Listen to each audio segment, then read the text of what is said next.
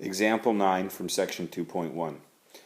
Kenny makes the following conjecture. So here's his educated guess about the sum of two numbers.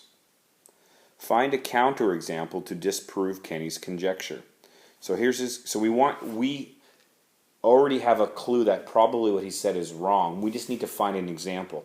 As soon as we find one example, then you can't call it a rule in math.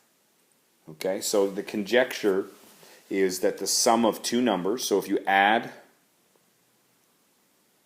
two numbers,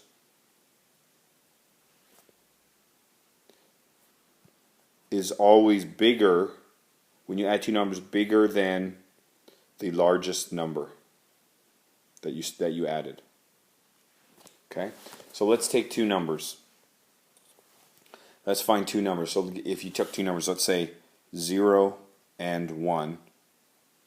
Well, let's not do that yet. So let's try 1 and 2. Which one is the larger one?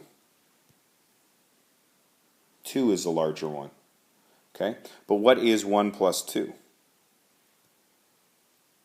1 plus 2 is 3. Is 3... So the question is 3 bigger than 2? Yes. So then the next thing is people try this. They try another set of numbers. They try, let's say, 10 and 15.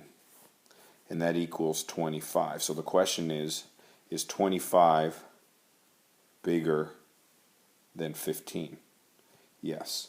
And so I was already starting to one that most people always pick two positive numbers, okay?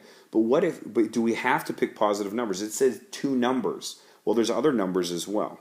So let's try something that's not positive, like 0 or a negative number.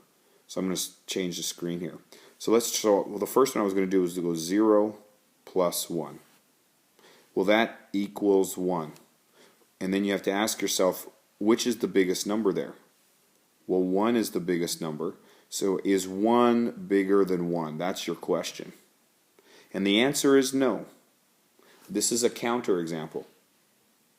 Because 1 equals 1.